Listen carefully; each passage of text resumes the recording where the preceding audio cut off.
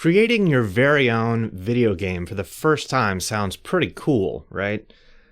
Well, it wasn't so cool at first. Let's tell the story. It's a game inspired by a simple concept that you found while playing action-adventure games such as the Legend of Zelda series, or Earthbound, or other open-world games like Grand Theft Auto. Titles within all of these popular series have something in common. In all of them, you visit towns as a player, and those towns have NPCs or non-player characters. Each of these non-player characters exists purely for you, the player. They wait for you to arrive and do nothing on their own. In fact, at a technical level, these characters don't even exist if you're not around. So it was important to me in my game design ideas to have the concept of continuous non-player characters. These would be entities that would have their own goals, motivations, perhaps even personalities and quirks. They'd seek out behavior even as you're off doing something else as the player. When you visit towns in these games, they often have shops where you can buy in-game items with your fake game currency. That's cool, but you never really feel like you're in a larger world as that happens. Prices stay the same, the items restock in a very rigid or predictable way, and nothing you do can ever affect the delivery of these items to that storefront. In Zelda Breath of the Wild or Tears of the Kingdom, you could kill every single monster and bomb every single NPC you come across. It won't matter. After some period of in-game time, your shopkeepers are ready to offer you more of that sweet, sweet butter. Or, whatever else they may be selling. From characters, this concept of ongoing, continuous simulation can be extended to the overall game world. I've learned that I'm absolutely in love with this aspect of games wherever I can find it. Some games come closer to this overall continuous simulation idea more than others, and some do it well only in certain areas. With this overall, high-level design goal formulated, the question becomes how I'd fit this into a first game. A solo indie dev's first game, as the conventional advice goes, is to be scoped very small and be very simple. Of course, I didn't listen to that advice. I did listen to other advice out there about finishing your first game as soon as possible. But here's something you should know. Do not do that with a commercial game release.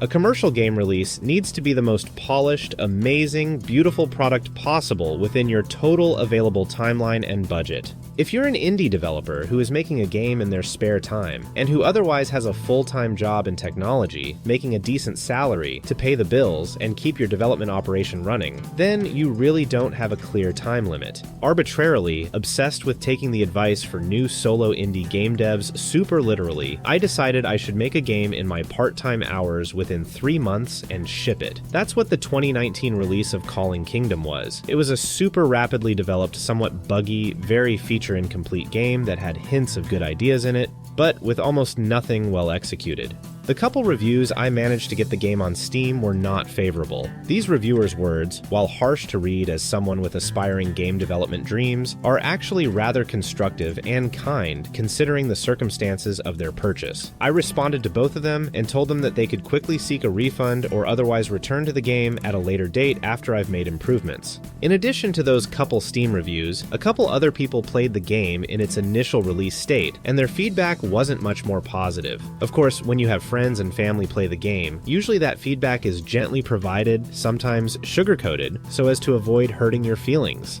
But actually having someone sit down and play the game in front of me made the situation pretty obvious. This game wasn't ready when it was pushed out the door onto Steam.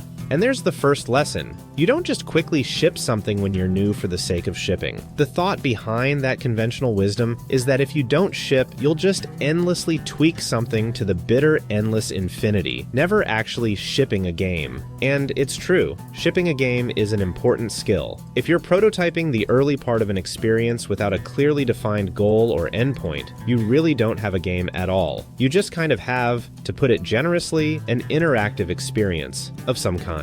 For me, this advice was horribly destructive because of how I interpreted it. But maybe that's the other part of the advice. The sooner you learn the hard lessons the hard way, the better, I guess. From that initial release then, the next reality began to set in. This game was not going to sell. There would be no real money from this. Making a game as a solo indie dev isn't at all what documentaries like some popular media would have you believe. A lot of people saw Indie Game, the movie, a documentary that followed 3 indie developers who all happened to be wildly successful by the end. 2 of the 3 became even more famous after their documentary appearance and game releases, especially among fellow game developers. The 2, of course, being Jonathan Blow and Team Meat, which consisted of Tommy Refn and Edmund McMillan. Or what about news articles? It's possible you've seen headlines or articles about developers of games like Hollow Knight, Stardew Valley, or Axiom Verge, or, how about Notch, the guy behind Minecraft, which is only the most successful indie game of all time that ended up having its studio bought by Microsoft for billions of dollars. It's important to understand that this is not at all what most indie games are. Most indie games wallow about without many players at all. They're on Steam, with anywhere between 0 to a handful of reviews, or they're on itch.io, a platform where lots of indies like to make their games available experimentally to try out new concepts, oftentimes without asking for any money at all. There are thousands of these kinds of games that are put together every single year, most of which are very small in scale.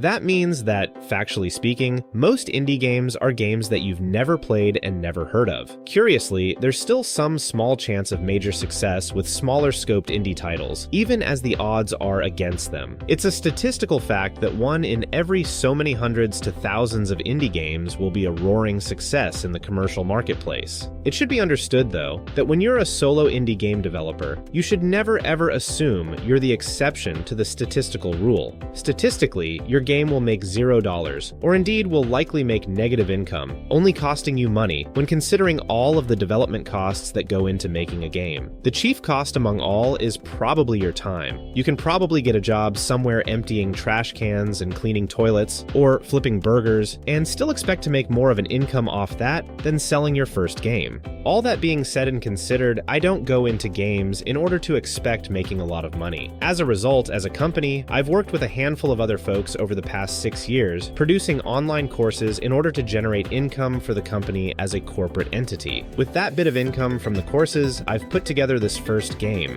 In understanding that business concerns with this first game, Kalling Kingdom, are truly minimal. What business use might I be able to say it serves? It provides experience to me and anyone else who works on it as someone making an entry into the games industry. It gets me a step closer to a dream, and it makes known that Elega Corporation, my company, is a maker of games. To bring this exploration of the game design and money back to what I was describing in the beginning, it was obvious that though I had spent around 200 hours programming and creating not great artwork in order to produce the game, even attempting to cut the cost of original music by using royalty-free, freely available music, those 200 hours were going to make only pennies. The game would sell a number of copies over the months, but not enough to bring my earnings up to the United States minimum wage of $7.25 an hour. After the negative feedback, the rushed timeline, the expectations of players clearly being higher than expected, and their disappointment being higher than anyone would like, I felt pretty bad. The opportunity for the game to make any real money has very likely passed, because typically the most copies you're going to sell for quite a while are the copies you sell right near launch. After that, you're no longer the new idea in the marketplace, and players have quickly moved on. Heck, even in my own personal case, I don't even think about games from 2 years ago a lot of the time, unless they were one of my absolute favorites. We have so many games coming out all the time and new experiences to try constantly. I knew very quickly that I would have to try again, and try again on this same game. I find that I can't give in to the conventional advice of just moving on with my life, or making a sequel that would do things better than the first did. From a business standpoint, maybe a sequel would be a slightly better idea, as maybe that new release would be able to sell a higher number of copies at launch. But really, I think about my few actual customers. I think about how, with the initial release, I really let them down. I couldn't let it end this way. I had to find a way to salvage this game as a creative endeavor.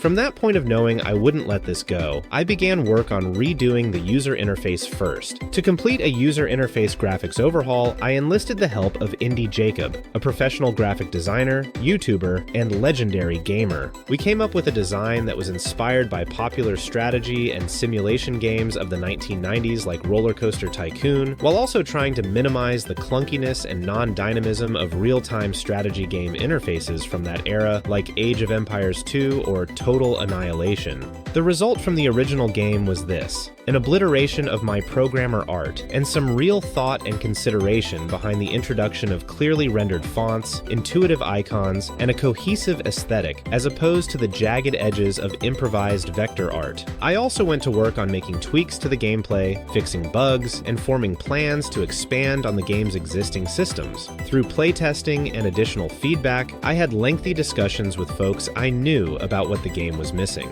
This is a time, even now, where I get the opportunity to really think about what this game does well, what potential it has, and how to expand on that potential. And that leads me to here, now, where part of the UI has been improved, but much of the gameplay systems remain to be improved. In addition, the game's artwork could be more polished and verbose too. At best, when you're placing buildings down in your town, you're doing so on a wide open grass field. Some people have asked me if that's actually what it's supposed to be. Yeah, not very convincing grass, is it? It's kind of a slightly noisy green color if you look really closely. Well, I'll fix that too. Before this is over, the plan is to put in a much better landscape that actually looks attractive in a screenshot and provides some level of meaning or thought for the player to consider when they place buildings. To play the game, you essentially have your own town, some people that you can hire on to come to the town, the ability to assign them to business buildings you buy, and you can invest in the world market. Anyone who plays the game and gets a hang of using the world market knows that it's probably one of the best parts of the game.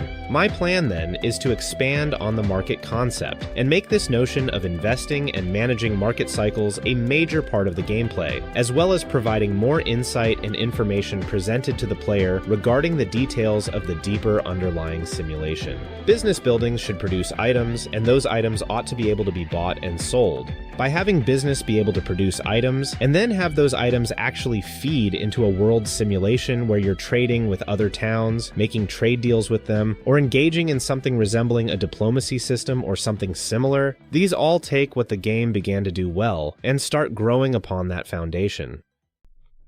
And now I'm off to get back to working on Kalling Kingdom and to finish the overhaul that I started. I'm perhaps most excited about finishing all of these updates for the existing customers of the game. Those folks who, few as they may be, they purchased the game seeing its potential, and potentially some of you who purchased the game believed in it. That means a lot to me. If you'd like to support the journey ahead, feel free to subscribe to this YouTube channel and hit the like button here on this video. It really would help out a ton. I have a discount code if you're interested in purchasing the game if you haven't yet, down in the description, and it's only for a limited time. It'll expire sometime around mid-October. You can check the description for all the details, including the coupon code and how to go about purchasing right down below. Folks, I will see you next time.